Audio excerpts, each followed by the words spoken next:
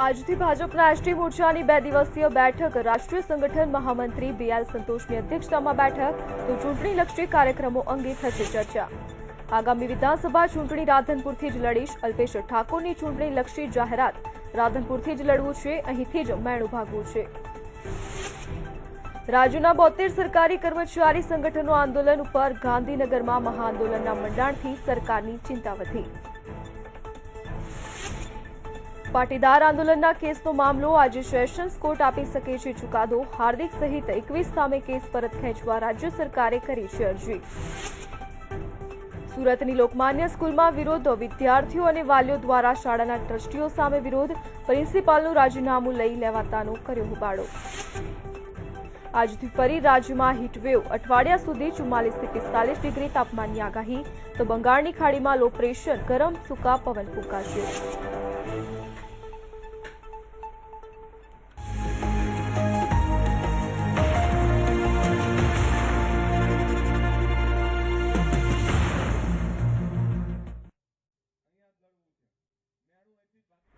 નમસ્કાર, મંતવ્ય ન્યૂઝમાં આપનું સ્વાગત છે। હું છું આપની સાથે ધરતી। રાધનપુરથી મહત્વપૂર્ણ સમાચાર સામે આવી રહ્યા છે।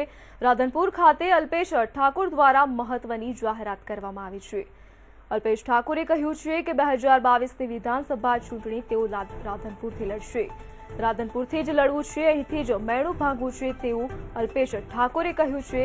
તો રાધનપુરમાં સમૂહ લગ્નમાં મંચ પર આ અંગે જાહેરાત કરી છે। અલ્પેશ ઠાકોરે જાહેરાત કરી છે કે 2022ની વિધાનસભા ચૂંટણી તેઓ રાધનપુરથી લડશે। રાધનપુર ખાતે અલ્પેશ ઠાકોર દ્વારા મહત્વપૂર્ણ જાહેરાત કરવામાં આવી છે। અલ્પેશ ઠાકોરે જાહેરાત કરી છે કે 2022ની વિધાનસભા ચૂંટણી તેઓ રાધનપુર ખાતેથી લડશે। તેમણે કહ્યું છે કે રાધનપુરથી જ લડવું છે, અહીંથી જ મેણું ભાગવું છે। સાથે જ રાધનપુરમાં સમૂહ લગ્નના મંચ પર તેઓએ આ અંગે જાહેરાત કરી છે કે 2022ની વિધાનસભા ચૂંટણી તેઓ રાધનપુર ખાતેથી લડશે। રાધનપુર ખાતે અલ્પેશ ઠાકોરે મહત્વપૂર્ણ જાહેરાત કરી છે। 2022ની વિધાનસભા ચૂંટણી લડવાની જાહેરાત તેમણે કરી છે। તેમણે કહ્યું છે કે 2022ની વિધાનસભાની ચૂંટણી રાધનપુરથી જ લડીશ। આ અંગેની જાહેરાત તેમણે રાધનપુરમાં સમૂહ લગ્નના મંચ પરથી કરી છે। રાધનપુરના 2022ની વિધાનસભા ચૂંટણી લડવાની જાહેરાત અલ્પેશ ઠાકોરે કરી છે। તેમણે આ જાહેરાત રાધનપુર ખાતે કરી છે। 2022ની વિધાનસભાની ચૂંટણી તેઓ રાધનપુર ખાતેથી લડશે।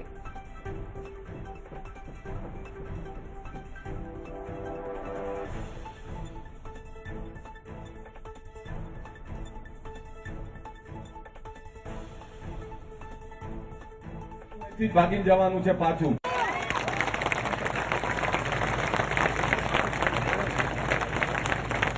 ગઈકાલે અહીંયા બધા જ ભારતીય જનતા પાર્ટીના કાર્યકર્તાઓને ભેગા કરેલા મેં, પ્રમુખ હાજર હતા, ત્યારે ત્યાં પણ મેં કહ્યું કે તમારી બધાની ઈચ્છા હોય તમે બધા એક સંપો અહીંયા જ લડવું છે, મેણું અહીંથી જ ભાગીને જવાનું છે પાછું, ભલે પછી બીજી વાર ના આવે। બરોબર છે ને? ક્યારે ભાગવાનો છો ને બધા? આ મારી જોગણીયન કહું, એકલો નહીં પડાવતો ને તમારા વીરાને, તો જોરદાર તાળીઓ તમે પાડો લે, મને ખબર પડે। દોસ્તો, આ વિસ્તાર, આ સમાજ અનેક મીટ માંડીને બેઠો છે। આ વિસ્તારના અનેક સપનાઓ છે મારા, આ સમાજ માટેના અનેક સપનાઓ છે। એ સપના છે સમાજના સર્વાંગી વિકાસના, એ સપનાઓ છે આ સમાજ।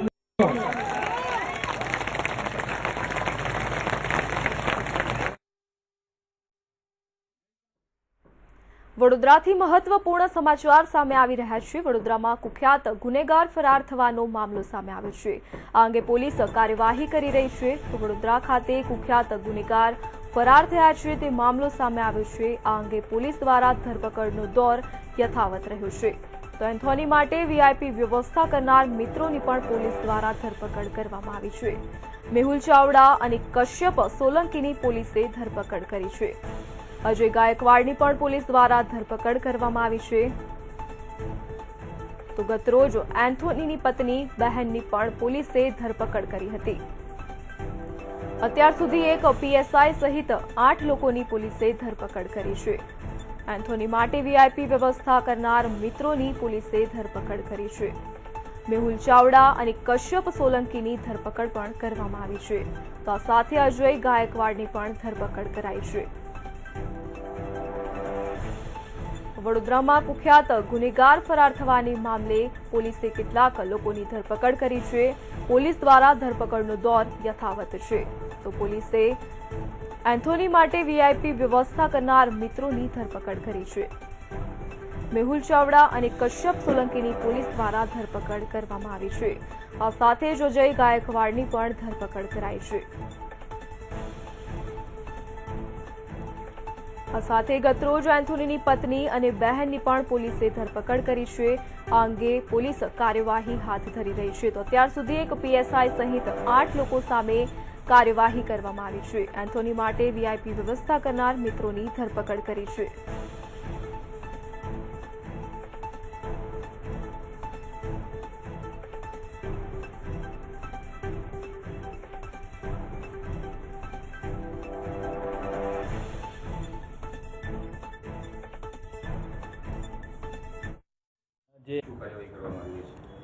જે એન્થોની આરોપી પૂજા હોટલમાંથી ભાગી ગયેલો તે ગુનામાં અત્યાર સુધી 3 આરોપીની ધરપકડ થઈ છે। તે સિવાય 2 એની પત્ની અને એની બહેનને ગઈકાલે પીસીબી દ્વારા અમને સોંપવામાં આવેલ છે। તે સિવાય બીજા 3 આરોપી અજય રામચંદ્ર ગાયકવાડ, મેહુલ ભરતભાઈ ચાવડા તથા કશ્યપ રણજીતભાઈ સોલંકી, જેઓ પૂજા હોટલે તેમને મળવા ગયા હતા, તેના માટે બિરયાની લાવી તે લોકો સાથે જમ્યા હતા અને તેઓની પણ મદદગારી હોય તેની પણ આજ રોજ અટકાયત કરવામાં આવેલા છે। અત્યાર સુધી કેટલા લોકોની ધરપકડ કરવામાં આવી છે અટકાયત અને કેટલા બાકી રહ્યા એમની માટે શું કાર્યવાહી ચાલી છે? આ ગુનામાં અગાઉ શરૂઆતમાં 3, તે પછી બંને એની પત્ની અને 2, 5, કુલ 8 આરોપીની અત્યાર સુધી અટક કરવામાં આવેલી છે। તે સિવાય પણ હજી 4 આરોપી 4 કે 5 જે તપાસમાં ખુલે તે આરોપીઓની ધરપકડ કરવામાં આવશે। આ 2 એની પત્ની અને બેન તથા જે 3 આરોપી છે શું ભૂમિકા રહેલી છે? તેને પત્નીને તેને મળવા ગયા હતા અને તે સિવાય આ 3 આરોપીઓ જે છે તેના જમવાની એવી વ્યવસ્થા કરી આપેલી હતી। તે સિવાય હજી હાલ એ સિવાય પણ કંઈ એ ગુનામાં સંડોવણી છે કે કેમ તેની તપાસ ચાલુ છે। વડોદરામાં કુખ્યાત બુટલેગરોની પોલીસ દ્વારા ધરપકડ કરવામાં આવી રહી છે, તો અત્યાર સુધી પોલીસે 8 લોકોની ધરપકડ કરી છે। એક પીએસઆઈ સહિત પોલીસે 8 લોકોની ધરપકડ કરી છે, તો એન્થોની માટે વીઆઈપી વ્યવસ્થા કરનાર મિત્રોની પણ પોલીસ દ્વારા ધરપકડ કરવામાં આવી છે।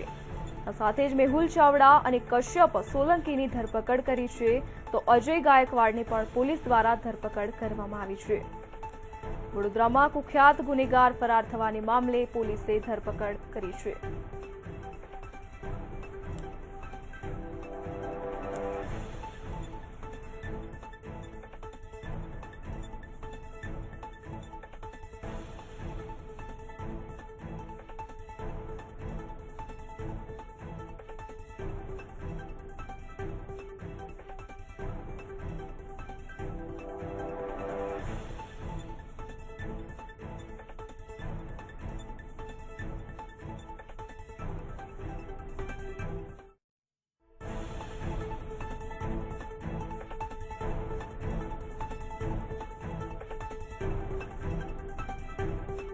બુટલેગર ફરાર થવાને મામલે પોલીસ દ્વારા કેટલાક આરોપીઓની ધરપકડ કરવામાં આવી છે। પોલીસે અત્યાર સુધી એક પીએસઆઈ સહિત 8 લોકોની ધરપકડ કરી છે।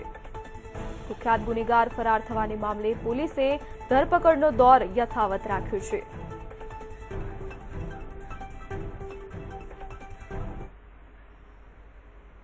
મહત્વપૂર્ણ સમાચાર સામે આવી રહ્યા છે। આજથી ફરી રાજ્યમાં આકરી ગરમી પડશે। હવામાન વિભાગ દ્વારા આગાહી કરવામાં આવી છે। આજથી રાજ્યમાં ફરી ગરમીનું તાપમાન વધારો થશે। અઠવાડિયા સુધી 44 થી 45 ડિગ્રી તાપમાનની હવામાન વિભાગ દ્વારા આગાહી કરવામાં આવી છે। તો બંગાળની ખાડીમાં લો પ્રેશરથી ગરમ સૂકા પવન ફૂંકાશે। તો અઠવાડિયા સુધી 44 થી 45 ડિગ્રી તાપમાનની હવામાન વિભાગ દ્વારા આગાહી કરાઈ છે। ગરમીનો પારો દિવસે ને દિવસે વધી રહ્યો છે, ત્યારે ફરીથી ગરમીનો દોર યથાવત જોવા મળી રહ્યો છે। આજથી રાજ્યમાં ફરીથી આકરી ગરમી પડશે। અઠવાડિયા સુધી 44 થી 45 ડિગ્રી તાપમાનનો પારો પહોંચશે તેવી હવામાન વિભાગે આગાહી કરી છે। તો આ સાથે જ બંગાળની ખાડીમાં લો પ્રેશરથી ગરમ સૂકા પવન ફૂંકાશે।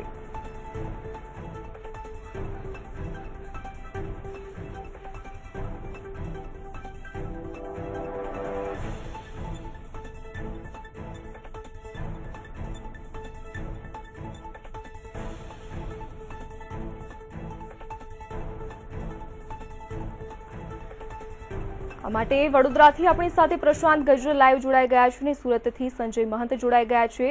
જી પ્રશાંત, ગરમીનો પારો વધવાને કારણે લોકો પરેશાન થઈ રહ્યા છે, જેને લઈને હવામાન વિભાગે પણ એલર્ટ જાહેર કર્યું છે। લોકોએ ગરમીથી બચવા શું કરવું જોઈએ?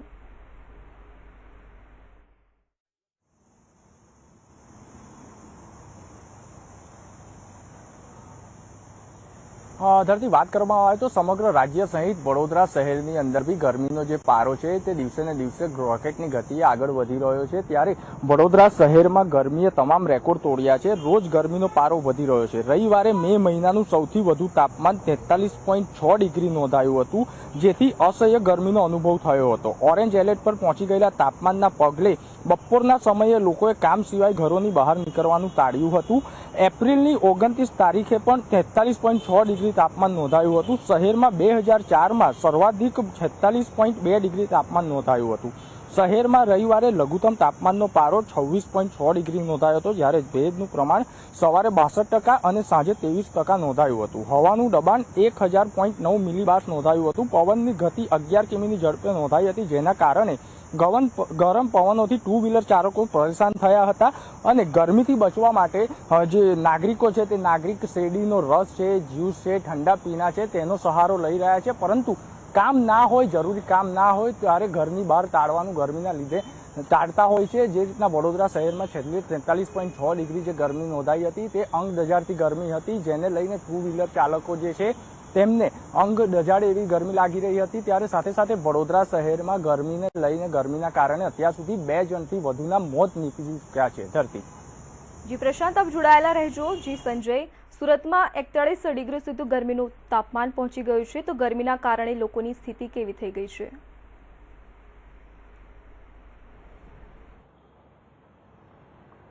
છેલ્લા 3 થી 4 દિવસથી સુરતમાં ગરમી સતત વધી રહી છે। ત્યારે ગઈકાલની જો વાત કરીએ તો ગઈકાલે પણ તાપમાન 41 ડિગ્રી હતું અને આજે પણ વહેલી સવારથી જ 40 ડિગ્રી તાપમાન જોવા મળી રહ્યું હતું અને તાપમાનમાં ધીમે ધીમે વધારો થઈ રહ્યો છે। સુરતમાં પશ્ચિમ દિશામાંથી 5 કિલોમીટર પ્રતિ કલાકની ઝડપે પવન ફૂંકાઈ રહ્યો છે, પરંતુ શહેરવાસીઓની જો વાત કરીએ તો સુરતવાસીઓ 40-41 ડિગ્રી ગરમીથી ટેવાયા નથી। સુરતમાં 35-36 ડિગ્રી સુધી જ તાપમાન પહોંચતું હોય છે, પરંતુ આ વખતે ગરમીનો પ્રકોપ સતત વધી રહ્યો છે। ત્યારે સુરતવાસીઓ ગરમીથી અકળાઈ રહ્યા છે। રસ્તા ઉપર ઓછી સંખ્યામાં લોકો ફરતા જોવા મળી રહ્યા છે અને સુરતના આકાશની વાત કરીએ તો આકાશમાં વાદળ પણ ક્યારેક છવાયેલા જોવા મળી રહ્યા છે। મિશ્ર વાતાવરણની અનુભવ આજે સુરતમાં થઈ રહ્યો છે। ત્યારે બફારો વધી રહ્યો છે, લોકો પરેશાન થઈ રહ્યા છે અને હવામાન વિભાગની જો વાત માનીએ તો આગામી દિવસમાં હજી પણ સુરતમાં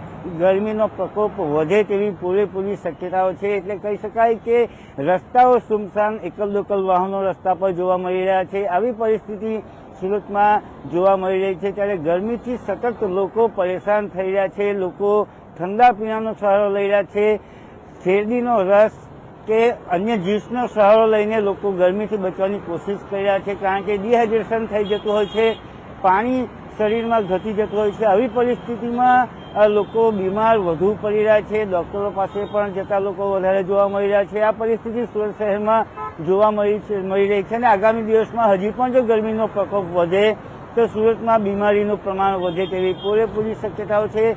હાલ તો લોકો પોતાના ઘરોમાં જ રહીને ગરમીથી બચવાનું પસંદ કરી રહ્યા છે। જી સંજય, સમગ્ર વિગત બદલ આપનો આભાર। જી પ્રશાંત, જોડાવા બદલ આપનો પણ આભાર। હવામાન વિભાગ દ્વારા આગાહી કરવામાં આવી છે કે આવતા સમયમાં ગરમીનો પારો ઉંચકાશે।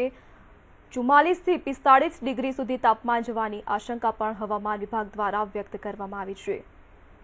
હવામાન વિભાગે આ સાથે જ ઓરેન્જ એલર્ટ પણ આપી દીધું છે। ગરમીનો પારો વધવાને કારણે લોકો પણ ક્યાંક ને ક્યાંક પરેશાન થઈ રહ્યા છે। સાથે જ શહેરોમાં બફારો વધતા લોકો પણ અકળાયા છે।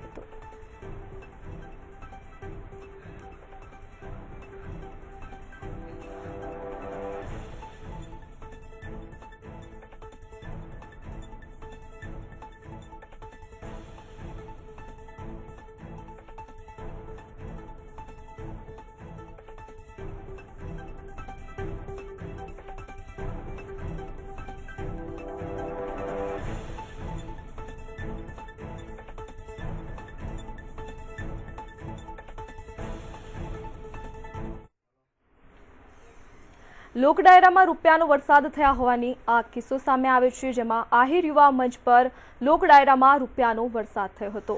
આ આયોજન આહિર યુવા મંચ દ્વારા કરવામાં આવ્યું હતું, જે ડાયરામાં રૂપિયાનો વરસાદ કરવામાં આવ્યો હતો। અંદાજે 1 કરોડ રૂપિયા જેટલો વરસાદ કરવામાં આવ્યો હતો। તો ઉર્વશી રાદડિયા, માયાભાઈ આહિર આ ડાયરામાં ઉપસ્થિત રહ્યા હતા। રમેશ ધડુક, ધારાસભ્ય જવાહર ચાવડાની પણ હાજરી હતી। લોકડાયરામાં રૂપિયાનો વરસાદ થયો છે। આ ડાયરો આહિર યુવા મંચ દ્વારા આયોજિત કરવામાં આવ્યો હતો।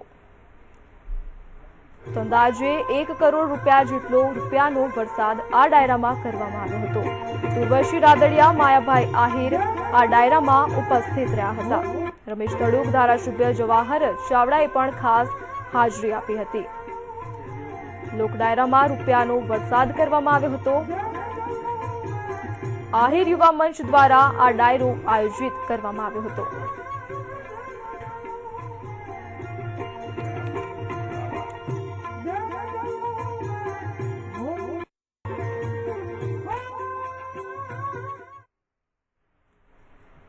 રાજ્યમાં ફરી એકવાર માર્કશીટમાં છબરડો થયો છે। અરવલ્લીના ભીલોડાની શાળામાં છબરડો થયો હોવાની માહિતી સામે આવી છે। જાબ ચિતરિયા પ્રાથમિક શાળા 2માં વાર્ષિક પરિણામની અંદર મોટો છબરડો થયો છે। પરિણામમાં કુલ માર્ક્સ કરતાં પણ વધુ માર્ક્સ આપ્યા હોવાનો આ કિસ્સો સામે આવ્યો છે। ધોરણ 8ની વિદ્યાર્થીનીને વધુ માર્ક્સ અપાયા છે। ગુજરાતીમાં કુલ 160માંથી વિદ્યાર્થીનીને 173 માર્ક્સ અપાયા છે। તો માર્કશીટમાં પ્રિન્ટિંગમાં ભૂલ હોવાની પ્રાથમિક માહિતી બહાર આવી છે।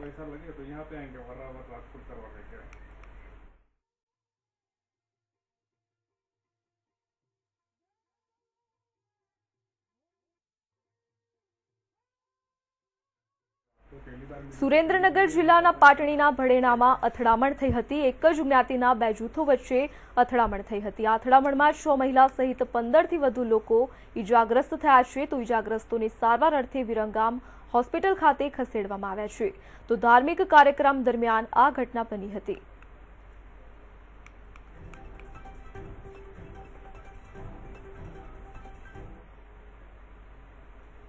મહેસાણા શહેરના મધ્યમાંથી પસાર થતા અમદાવાદ દિલ્હી હાઈવે ઉપર અંડરપાસ બનાવવામાં આવ્યો છે।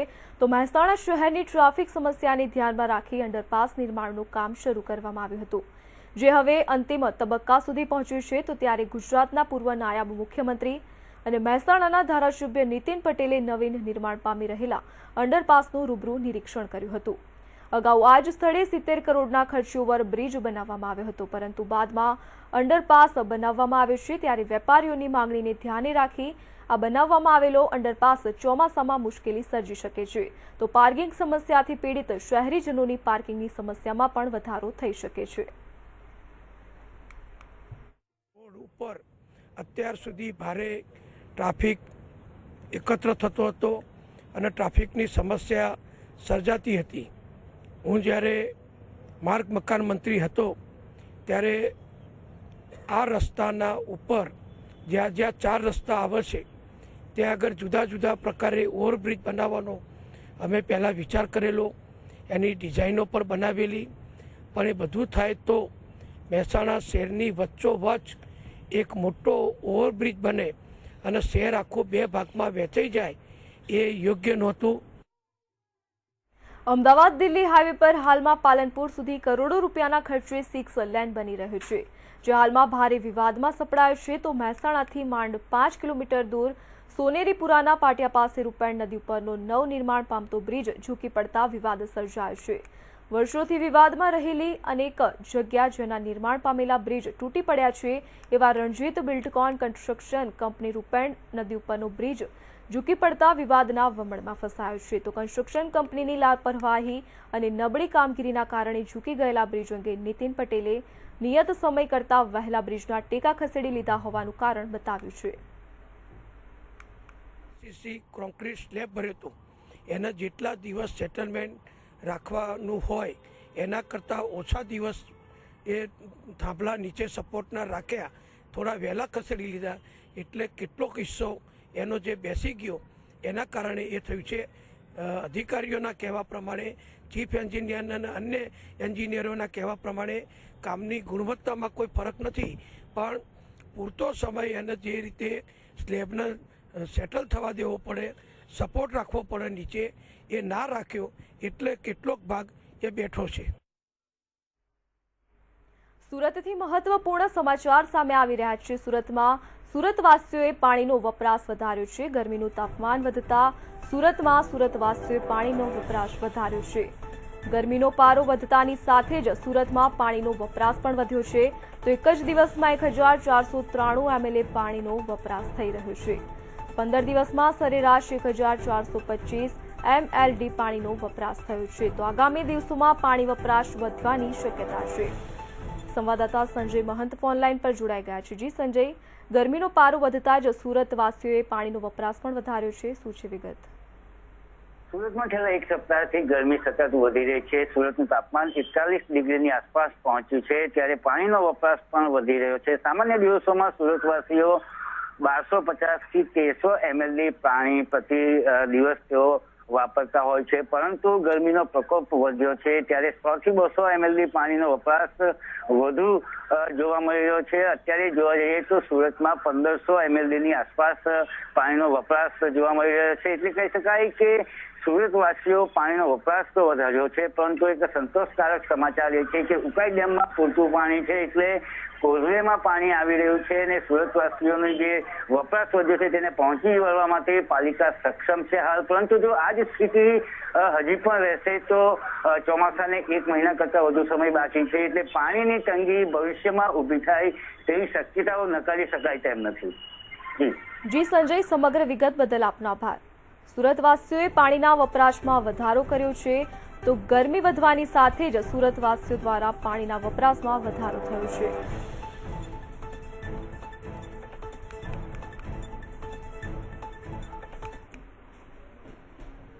મહત્વપૂર્ણ સમાચાર સામે આવી રહ્યા છે. રાહુલ ગાંધી આવતીકાલથી ગુજરાતના પ્રવાસે આવવાના છે, તો આવતીકાલે દાહોદમાં 2 બેઠક પણ યોજશે. આદિવાસી એમએલએ અને આગેવાનો સાથે બેઠક કરશે, તો આદિવાસી અનામત બેઠકો જીતવા અંગે આ બેઠકમાં ચર્ચા કરવામાં આવશે. 27 અનામત અને 10 આદિવાસી પ્રભાવિત બેઠક માટે ચર્ચા કરવામાં આવશે. કોંગ્રેસની પકડ મજબૂત કરવા માટે કોંગ્રેસ દ્વારા કમર કસાઈ રહી છે, તો ધારાસભ્યોએ રાહુલ ગાંધી સાથેની ચર્ચાની પણ માંગણી કરી હતી. આગામી ચૂંટણી સંદર્ભે મહત્વપૂર્ણ ચર્ચા આ બેઠકોમાં કરવામાં આવશે, જ્યારે આદિવાસી સત્યાગ્રહ સભા સંબોધ્યા બાદ મહત્વપૂર્ણ બેઠક યોજાશે. આગામી ચૂંટણીને લઈને રાહુલ ગાંધીનો પ્રવાસ મહત્વપૂર્ણ ગણવામાં આવી રહ્યો છે. રાહુલ ગાંધી આગામી દિવસોમાં ગુજરાતની મુલાકાતે આવવાના છે. આદિવાસી સત્યાગ્રહ સભા સંબોધ્યા બાદ તેઓ હાજરી આપશે. આગામી ચૂંટણીને લઈને રાહુલ ગાંધીનો આ પ્રવાસ મહત્વપૂર્ણ માનવામાં આવી રહ્યો છે.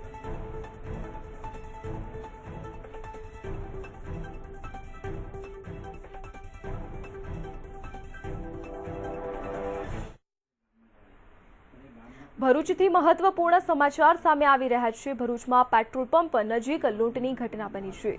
ભરૂચમાં પેટ્રોલ પંપ નજીક લૂંટની ઘટના બની છે, જેના સીસીટીવી ફૂટેજ પણ સામે આવ્યા છે. તો રિવોલ્વરની અણીએ આ લૂંટ કરવામાં આવી હોવાની પ્રાથમિક વિગતો બહાર આવી છે. તો બાઇક પર આવેલા 2 શખ્સોએ આ લૂંટ કરી છે અને શખ્સો ફરાર થઈ ગયા છે. આ લૂંટની સમગ્ર ઘટના સીસીટીવીમાં કેદ થઈ ગઈ છે. બાઇક પર આવેલા 2 શખ્સો લૂંટ કરીને ફરાર થઈ ગયા છે. પોલીસ આ સમગ્ર મામલે તપાસ કરી રહી છે. તો ભરૂચ નજીક પેટ્રોલ પંપ પર લૂંટ કરવામાં આવી હોવાની આ વિગત સામે આવી છે. આ લૂંટ થઈ હોવાના સીસીટીવી ફૂટેજ પણ સામે આવ્યા છે, જેમાં 2 શખ્સો દ્વારા આ લૂંટ કરવામાં આવી હતી. રિવોલ્વરની અણીએ આ લૂંટ કરવામાં આવી હોવાની માહિતી સામે આવી રહી છે. તો બાઇક પર આવેલા 2 શખ્સો લૂંટ કરીને ફરાર થઈ ગયા છે.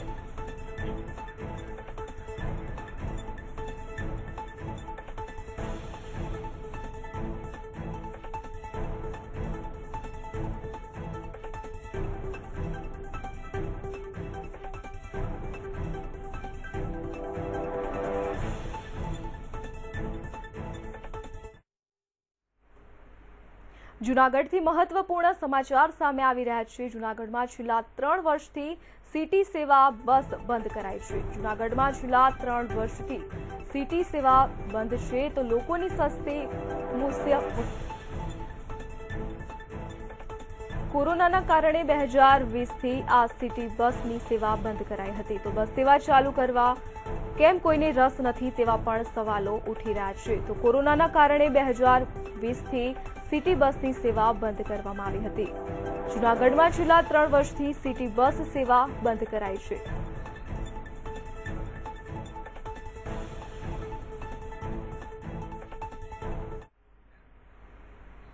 તો હાલ સમાચારોમાં બસ આટલું જ। વધુ સમાચાર અને અપડેટ્સ માટે જોતા રહો મંતવ્ય ન્યૂઝ। નમસ્કાર।